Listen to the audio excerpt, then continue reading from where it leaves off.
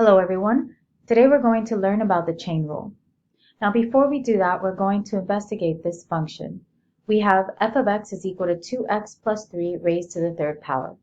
We're going to take its derivative, but we're going to do so by first rewriting it in polynomial form. To get it in polynomial form, we have to expand.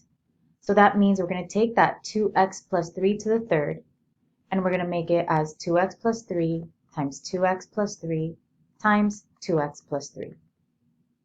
So let's multiply everything out. We'll start off with these two terms, and we get 4x squared plus 6x plus another 6x plus 9. And don't forget times that 2x plus 3. We can combine these two like terms, which would give us 4x squared plus 12x plus 9 times 2x plus 3. Let's distribute one last time, and we would get 8x to the third plus 12x squared plus 24x squared plus 36x plus 18x plus 27. Now let's combine like terms, and we would get that f of x is equal to 8x to the third plus 36x squared plus 54x plus 27. Now we're ready to get its derivative. The derivative is going to be 24x squared plus 72x plus 54. Now in this particular example, this took us a little bit, simply because we had to do all of that multiplication and then take its derivative. Instead of going through this process, we can use what's called the chain rule of differentiation. Now, this one is not so bad in the sense of multiplying everything out because it's just to the third. So, I mean, you can choose to go this route if you don't like the chain method. However, if it was, let's say, 2x plus 3 to the 7th, that would take us a much longer time in order to find its derivative because of all of that multiplication. So the chain rule is very helpful for functions like that. Now what the chain rule is, it's that we apply the chain rule when we have a function that is a composite. A composite is when you have one function inside of the other. So like for example, here we had the 2x plus 3 inside of the exponent to the third. So what we do for the derivative is that it's kind of like layers. If h of x is equal to f of g of x, then to find the derivative, we first find the derivative of the outside function, leave the inside alone, and then multiply it by the inside of the function, by the derivative of the inside. So I put here that it's kind of like an onion, where you take the derivative of the outer layer and multiply by the derivative of the inner layer. And if there are multiple layers, then you're going to keep doing that until you reach the center of your function. So let's look at this same example, but looking at how we would apply the chain rule. So just so you understand what's the inside function, what's the outside function, this is the outside. And then the 2x plus 3 is the inside. So when I'm going to take its derivative, see here we have two layers. We would do f prime of x. First, I'm going to focus on this outer layer, which is the exponent.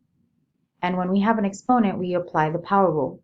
So we're going to bring the 3 to the front times 2x plus 3. We leave the inside alone. Subtract 1 from the exponent, which is squared. And then we multiply it by the inside of my function, or rather by the derivative of the inside, which the derivative of 2x plus 3 is 2. So this essentially is my derivative. Of course, we want to clean this up a little bit, so I would multiply the 3 and the 2, which is 6 times 2x plus 3 squared. This is my answer. I'm not going to require you to expand it. However, just so that you can see how this is equivalent to the answer we got before, I'm going to go ahead and expand it now. So our derivative, we have 6 times 2x plus 3 squared, which is 2x plus 3, times 2x plus 3. If I FOIL these two factors, I get 6 times 4x squared plus 6x plus another 6x, which is 12x, plus 9. And then if I distribute the 6, I get 24x squared plus 72x plus 54, which is exactly what I had here. So you see how it was a lot shorter to find that derivative than if we went through this entire process. Here we had approximately 6 steps versus here we did it in 2. So now let's practice. Here we have f of x is equal to 3x squared plus 2 raised to the third power. Our derivative is going to be, this 3 is going to come to the front, that's my outer layer, so 3 times 3x squared plus 2 squared, and then the derivative of my inner layer, which is 6x. Again, you want to clean this up as much as possible, so I'm going to multiply the 3 and the 6x, which will give me 18x times 3x squared plus 2 squared. This would be my answer. For b, we have f of x is equal to the square root of 2x plus 5. Now, anytime we're finding a derivative that involves radicals, we have to rewrite the radical as the rational exponent. So this would be 2x plus 5 raised to the 1/2. So now I'm ready to take its derivative. We're going to bring the 1/2 to the front, times 2x plus 5, and subtract 1 from the 1/2, which is negative 1/2, times the derivative of the inside, which is 2. This 1/2 and this 2 will cancel. Because we have a negative exponent, that means that this factor here is going to move down to the denominator. So that would be 1 over 2x plus 5 raised now to the positive 1/2. But again, this represents a radical. So this is equal to 1 over the square root of 2x plus 5. So this is my derivative. For this next one, to write this as the rational exponent, we would have 5 times x plus 2 raised to the 2/3. Again, as a reminder, the root is the denominator and the power is the exponent. So now let's take its derivative. We're going to bring the 2/3 to the front, multiply it with the 5, which gives us 10 over 3 times x plus 2, and subtract 1, so that'll be subtract 3 over 3, which would be negative 1/3. Now, just like in the example here, this negative exponent means that the x plus 2 is going to move down to the denominator with the 3. So we got 10 over 3 times x plus 2, now raised to the positive 1/3. And again, this exponent means that it's a radical. So my derivative is going to equal to 10 over 3 cube root of x plus 2. So this would be my answer. Last one here, we have f of x is equal to cosine squared of 3x. Now this can be rewritten as cosine of 3x squared.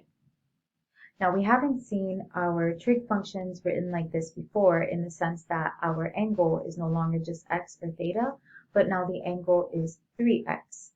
All trig functions are chain rule functions, because when you're finding its derivative, you're finding the derivative of the trig function, and then you're multiplying it with the derivative of the angle. So because we have some expression that was plugged inside of our trig, so that's why it's a chain rule. We have a function within a function. Now in our other examples, so like for example, if I had cosine of x rather than cosine of 3x, the derivative is negative sine of x. But then, like I said, all trig functions are chain rule functions, we would multiply by the derivative of x, which is just 1. And that's why we never really used the chain rule for this, because the derivative of all variables without a coefficient is 1. So this case is different because now we have 3x rather than just x. Now, in this particular case, we have 3 layers. We have the exponent, we have the trig, and then we have the angle. So we're going to start from the very outside and work our way to the angle. So as I take my derivative, if you find it helpful, you can always scratch off the layers as you go. So I'm going to bring the 2 to the front. So this would be 2 cosine of 3x, done with that layer. Now the derivative of cosine, which is negative sine of 3x, done with that layer. And now we multiply by the derivative of 3x, which is 3. To clean this all up, all we're going to do is multiply the coefficients together. So we have the 2, the negative 1, and 3, which gives me negative 6 cosine of 3x times sine of 3x. And that would be my derivative.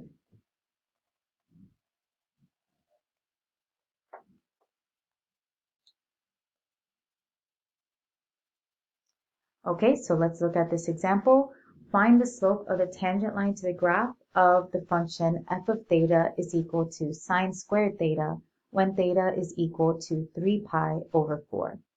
So if you prefer to rewrite this so that you can see the layers, this is the sine of theta squared. So here we only have 2 layers because the angle is not an angle with a number or another expression, it's just our variable. So let's find that derivative.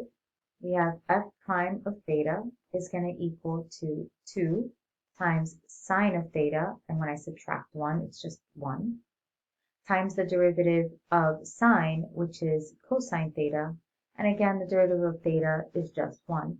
So this would be my derivative. Now I'm going to plug in 3 pi over 4. So f prime of 3 pi over 4 is going to equal to 2 times the sine of 3 pi over 4 times the cosine of 3 pi over 4. Now let's work this out. We got 2. The sine of 3 pi over 4 is the square root of 2 over 2 times the cosine of 3 pi over 4, which is negative square root of 2 over 2. We can multiply all of this together. I can also simplify as I go, like for example, this 2 can cancel out with one of these. The square root of 2 times the negative square root of 2 is going to give me negative 2 because those square roots will cancel. And in the denominator, we have just 1 2 left, so 2. And negative 2 divided by 2 is negative 1. So this would be the slope of my tangent line.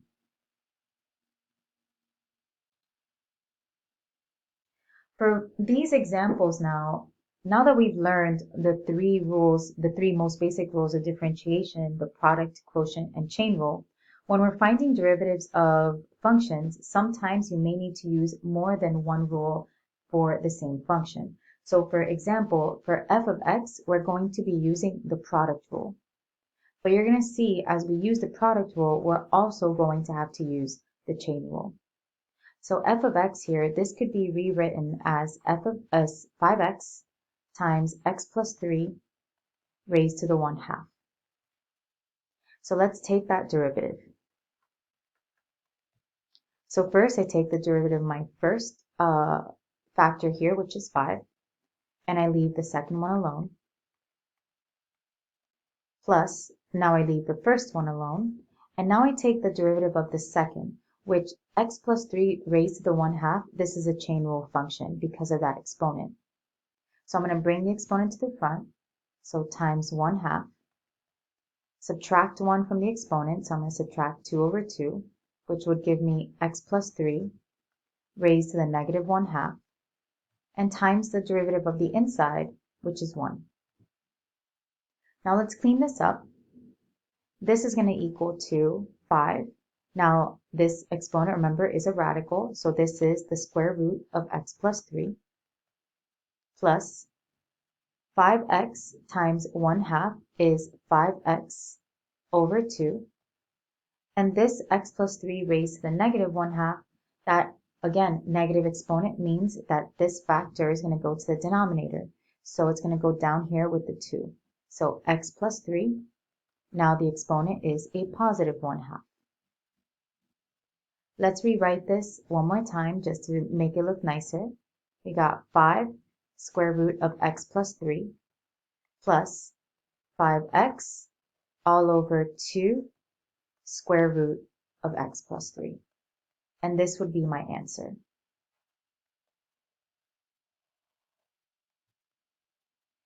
Now this next one here, we have g of x is equal to sine of 2x plus 1 over x minus 3. When we take its derivative, yes, we're going to use the chain rule because it's a trig function, but then when I find the derivative of my angle, this is a quotient. So we're going to have to use the quotient rule at the same time. So let's start off by taking this derivative. The derivative of sine is cosine, and I'm going to leave the 2x plus 1 over x minus 3. Now I'm going to take the derivative of the angle. So remember, low d high less high d low, O low squared. So low, x minus 3. D high, derivative of the numerator, 2. Less high, the numerator, 2x plus 1. D low times the derivative of the denominator, which is 1. O low, meaning all over, squared. X minus 3 squared. Let's clean this up. This is going to stay as it is, but this we want to fix. So we got the cosine of 2x plus 1 over x minus 3 times, here I'm going to distribute this 2, so 2x minus 6. Here I'm going to distribute the negative, minus 2x minus 1 all over x minus 3 squared. In this numerator here, we can combine like terms. I can cancel out these two x's. Typically, when you have anything multiplied with a trig function, we like to write whatever is being multiplied in front of the trig function. So I'm going to put this factor over in the front. So negative 6 minus 1 is negative 7 over x minus 3 squared times the cosine of 2x plus 1 over x minus 3. Now, if you wrote it the other way around with negative 7 over x minus 3 squared after cosine, it's not wrong. It's just sometimes it can be confused that it's part of the angle of cosine, and that's why we typically write it in the front. But regardless, it will be fine. So this would be our derivative.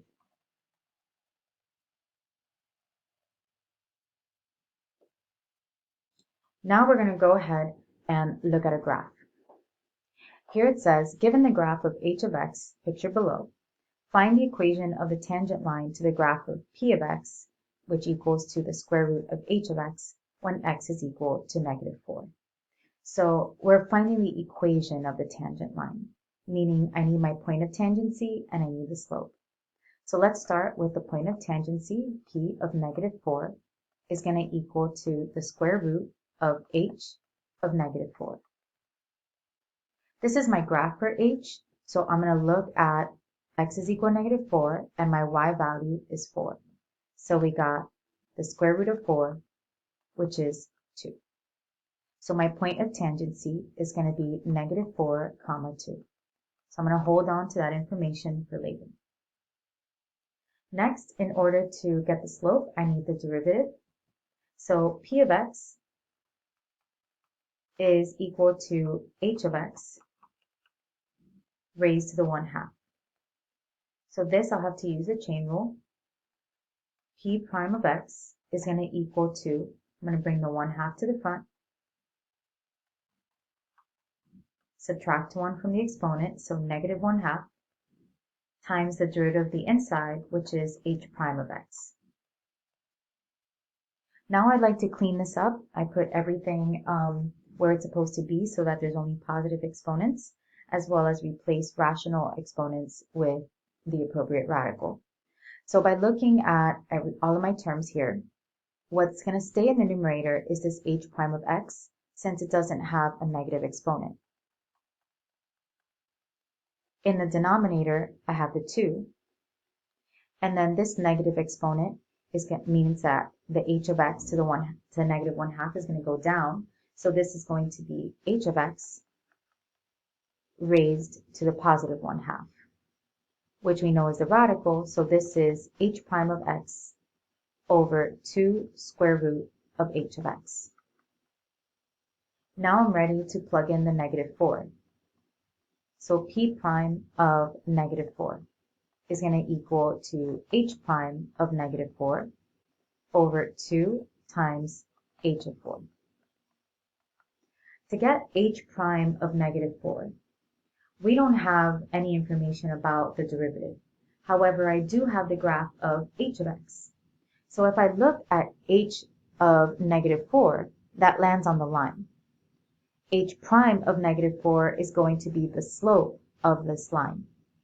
So if I look here, my slope, it goes down 2, so that's negative 2. And then to the right 4, so that's positive 4. So h prime of negative 4 is going to equal to negative 2 over 4, or negative 1/2.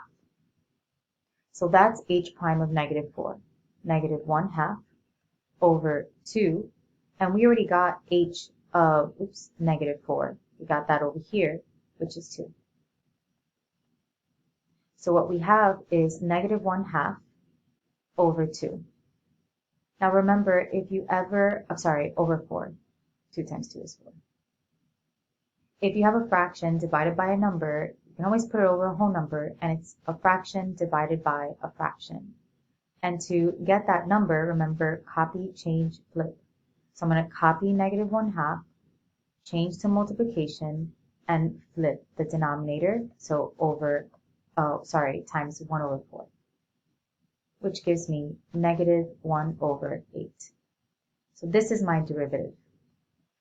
Now that I have my point of tangency and my slope, I can write my equation, which would be y minus 2 is equal to negative 1 over 8 x plus 4.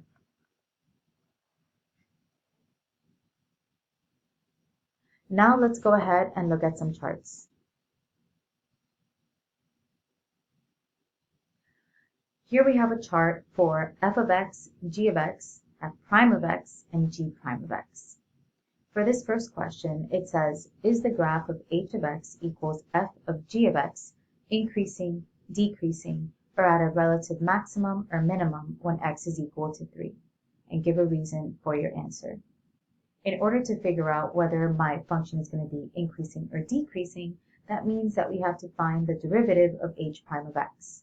If the derivative is positive, then the function will be increasing. If the derivative is negative, that means the function will be decreasing. And if the derivative is equal to 0, that's where we could possibly have a maximum or a minimum. So let's go ahead and take that derivative. This is your basic chain rule function. So we find the derivative of the outside, so f prime of g of x times the derivative of the inside, which is g prime of x. Now we're going to plug in the 3. So h prime of 3 is going to equal to f prime of g of 3 times g prime of 3.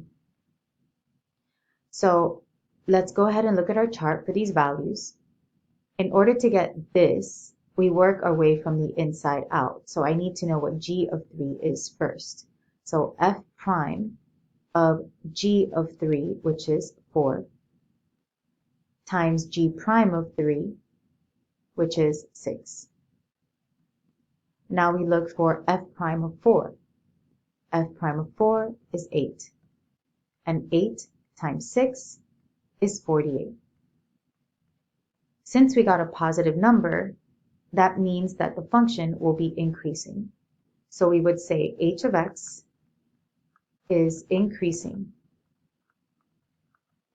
at x is equal to 3 because h prime of 3 is greater than 0. Moving on to this next one, we have if p of x is equal to g of 2x, what is the value of p prime of 1? So let's find p prime of x first. Again, we have to work our way from the outside in. So the derivative of the outside is g prime of 2x times the derivative of the inside, which is 2. Now we can plug in the 1.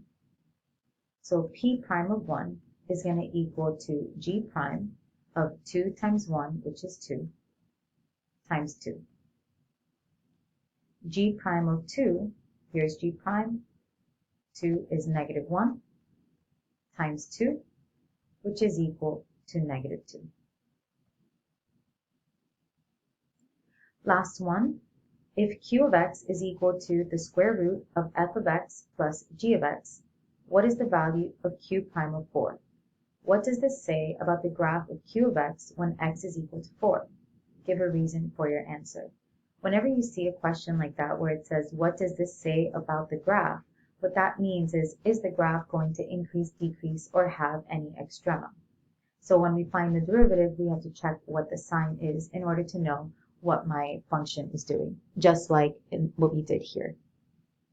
So let's first, q of x can be rewritten as f of x plus g of x raised to the 1/2. Now when we find the derivative, we're going to apply the chain rule. Bring forward the 1/2 of f of x plus g of x. Subtract 1, so raise to the negative 1/2, times the derivative of the inside, which would be f prime of x plus g prime of x. Now I'd like to clean this up.